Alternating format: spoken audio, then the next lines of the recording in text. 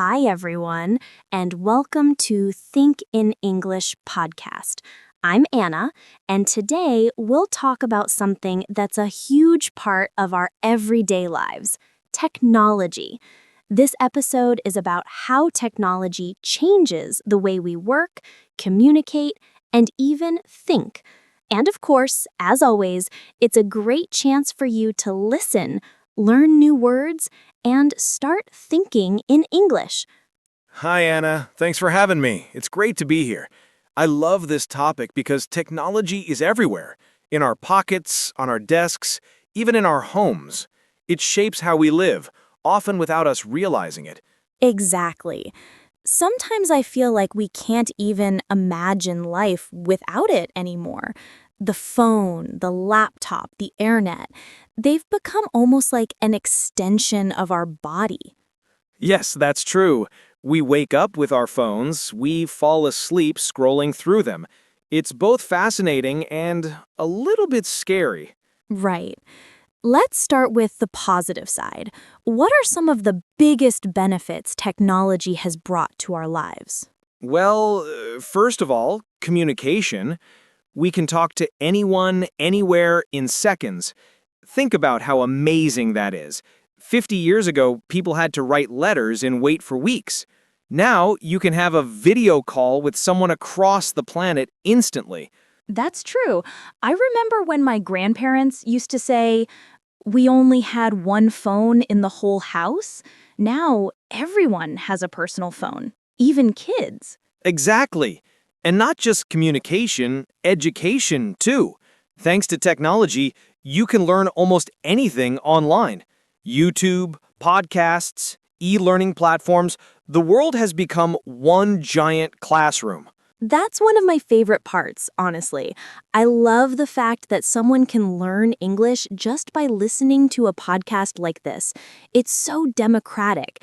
Everyone has access. Yes, technology has made knowledge available to everyone. That's a huge shift. But at the same time, it creates a challenge. There's too much information. True. Sometimes it feels like we're drowning in data.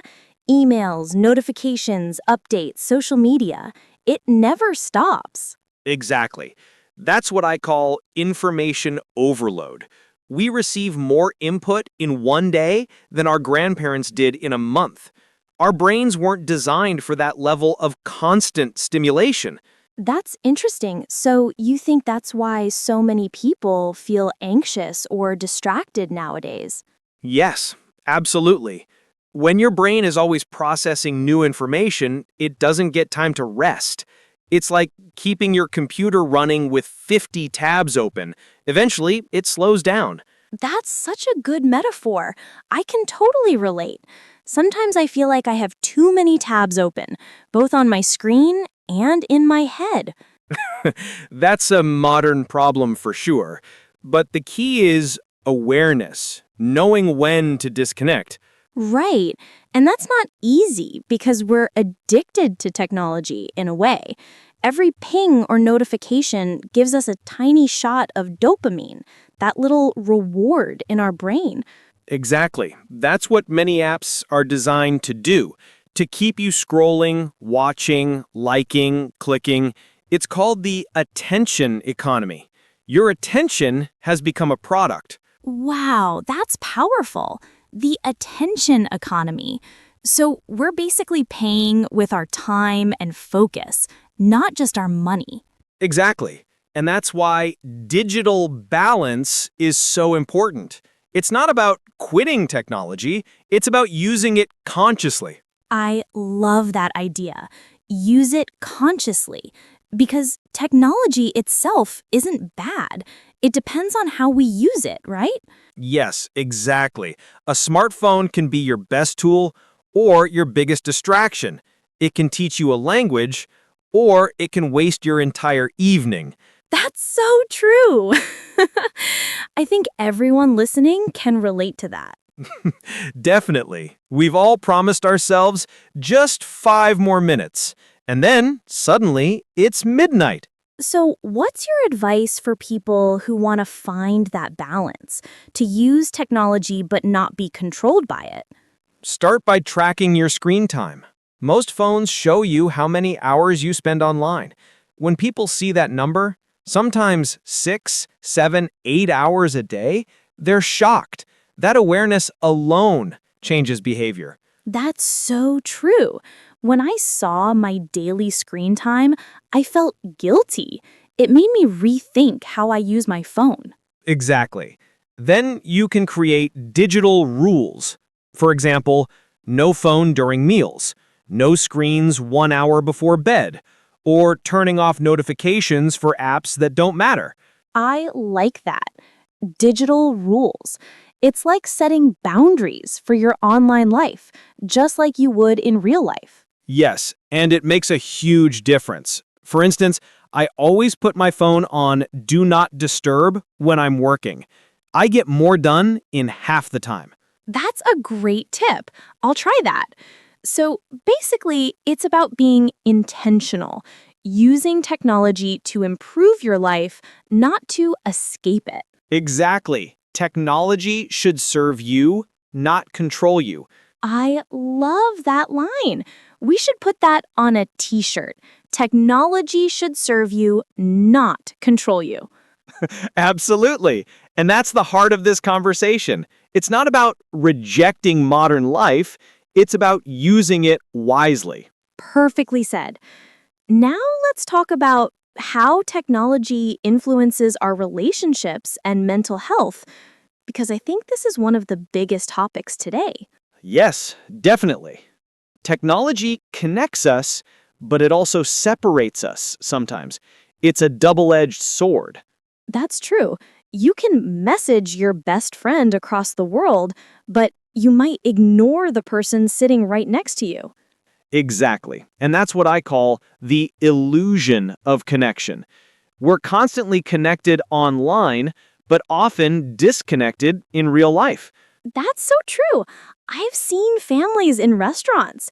Everyone's on their phone instead of talking to each other. Yes, and that changes how we communicate. We write short messages instead of having real conversations. Emojis replace emotions, and reactions replace empathy. Wow, that's deep. Emojis replace emotions. So true. I think technology has made us faster, but not necessarily closer. Exactly. And the scary part is that young people are growing up thinking this is normal. Many teenagers say they feel more comfortable texting than talking face to face.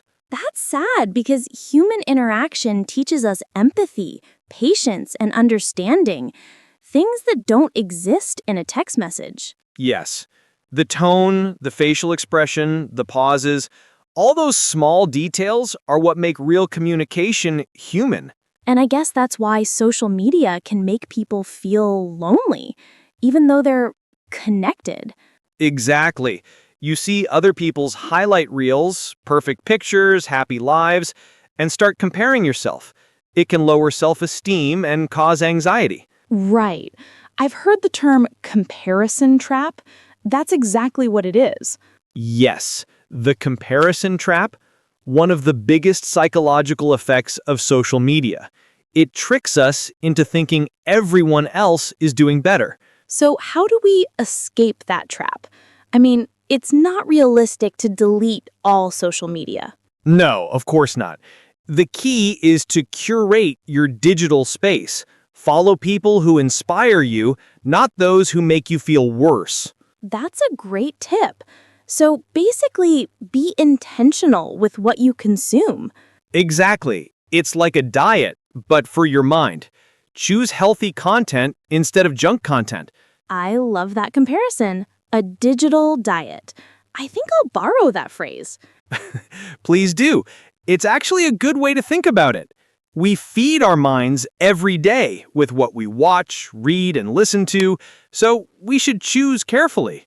That's true. Do you think taking regular breaks from social media helps? Absolutely. Digital detoxes are essential. Even 1 day a week without screens can make a big difference. Go outside, meet real people, Feel the world again. That sounds simple, but powerful. I once left my phone at home for a whole day. At first, I felt nervous. Then I felt free. Exactly. That's what happens. At first, it's uncomfortable. Then it becomes liberating. You realize you don't need to check everything all the time. It's crazy how technology changes our brain chemistry. We're not just using it, it's literally rewiring us. Yes, that's scientifically proven. Studies show that constant notifications shorten our attention span and make it harder to focus. I've noticed that myself. I can barely watch a movie now without checking my phone. Same here. That's called dopamine-driven distraction. Our brain starts craving tiny hits of stimulation. It's like being addicted to little bursts of excitement. That explains a lot. So, how do we fix that? By creating digital discipline. That means deciding when and how you use your devices, instead of letting them decide for you. Can you give an example? Sure. For example, I have no screen mornings. I don't check my phone for the first hour after I wake up. Instead, I stretch, make coffee, and read something offline. It sets a calm tone for the day. That sounds amazing. I think I'll try that. Because the first thing I do in the morning is open my notifications, and it's like starting the day with noise. Exactly. And once your brain is in reactive mode, it stays that way all day. That's why starting quietly makes such a difference. So, technology isn't the enemy, it's our habits that make it harmful. Precisely. Technology amplifies what's already there. If you use it mindfully, it can make your life richer. If you use it unconsciously, it can make your life chaotic. That's such an important message. And I think it applies not only to technology, but to everything: food, work, even relationships. Absolutely. Awareness is everything. Before we move on, I want to highlight some useful phrases for our listeners: attention economy, digital balance, dopamine-driven distraction, and comparison trap. These are all powerful expressions to remember. Yes, and also digital detox and mindful use of technology. They're becoming part of modern English vocabulary. Perfect. I think our listeners will find this conversation really useful, not just for language learning, but for everyday life. I hope so, because in the end, technology should help us live better, not faster. Beautifully said. Let's continue with that idea in a moment: how technology changes the way we work and what the future might look like. Great, can't wait. So let's talk about the future. Technology is moving so fast that sometimes it feels impossible to keep up. How do you see it changing the way we work in the next 10 or 20 years? That's a great question. I think we're already seeing a huge shift. Artificial intelligence, automation, and smart tools are replacing repetitive tasks, but they're also creating new kinds of jobs. Right. People often worry that robots will take all the jobs, but maybe technology will just change what kind of jobs we do. Exactly. I believe technology doesn't destroy work, it transforms it. The skills we need are changing. Instead of routine tasks, we'll focus more on creativity, problem solving, and emotional intelligence. That makes sense. Machines can process data, but they can't replace empathy or imagination. At least not yet. Not yet. But you're right. Soft skills like communication, teamwork, adaptability will be even more valuable in the future. Do you think people should be scared of AI? It's such a big topic right now. No, not scared, but prepared. AI is a tool, not a threat. It depends on how we use it. If we use it to save time, learn faster, or make better decisions, it's great. But if we rely on it completely, we lose critical thinking. That's such an important point. Using AI as a partner, not a replacement. Exactly, and that's what I tell my students and clients. Learn to collaborate with technology, not compete with it. That's great advice. So, how can someone prepare for this new digital world? The most important thing is lifelong learning. You can't just study once and stop. The world changes too fast. You have to stay curious and flexible. That's so true. And that's another reason why learning English is so important. It gives you access to information, courses, and conversations from around the world. Exactly. English is the language of technology. If you understand English, you can use almost any new tool, app, or system. That's a good motivation for our listeners. Yes, absolutely. And podcasts like this are a great start. You learn naturally while exploring real topics. I love that. Okay, let's talk about another aspect. Privacy and data, because as technology grows, so does the question of how much information we share. Yes, that's a big issue. Every time we go online, we leave a digital footprint. Our likes, searches, locations. Companies collect that data to understand us and sometimes to manipulate us. That sounds scary when you say it like that. It's not always bad. Data helps improve products and services, but we need to know what we're giving away. Reading privacy settings, using secure passwords, and thinking before sharing, those are simple but powerful habits. That's good advice. So being digitally smart means not just using tech, but understanding how it works behind the scenes. Exactly. Digital literacy. That's the real skill of the 21st century. Digital literacy, I love that phrase. It's not just about clicking buttons, it's about thinking critically online. Yes, knowing which sources are trustworthy, spotting fake news, and using technology responsibly. I think that's something everyone, young or old, should learn. Absolutely. The future belongs to people who can combine technology with wisdom. That's beautifully said. And I think wisdom means using tech to make life better, not just easier. Exactly. Better, not just easier. That's the difference between progress and dependence. That's such a great line. I think we've covered a lot today, from smartphones to AI, from mental health to privacy. Yes, it's amazing how technology touches every part of our lives. Before we finish, I want to ask, what's one piece of advice you'd give to our listeners about technology? I'd say use technology as a tool, not as a master. Let it help you grow, learn, and connect. But don't let it replace real life. Perfect advice. I think I'll print that and hang it on my wall. Please do. David, thank you so much for this insightful talk.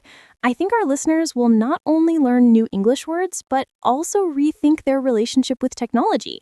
Thank you, Anna. It was a pleasure. I hope people will take a few minutes today to reflect and maybe even take a short digital break after listening. That's a great idea.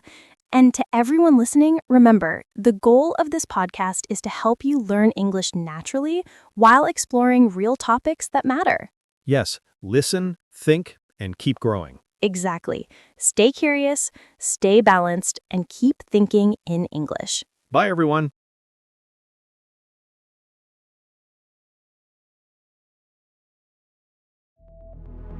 Kliknij w jeden z polecanych filmów, aby kontynuować naukę. Dziękuję za obejrzenie całego materiału i wspólnie spędzony czas. Jeśli lekcja okazała się przydatna, zostaw subskrypcję, łapkę w górę i napisz swoją opinię w komentarzu. To pomaga rozwijać kanał i tworzyć kolejne treści. Do zobaczenia w kolejnym odcinku.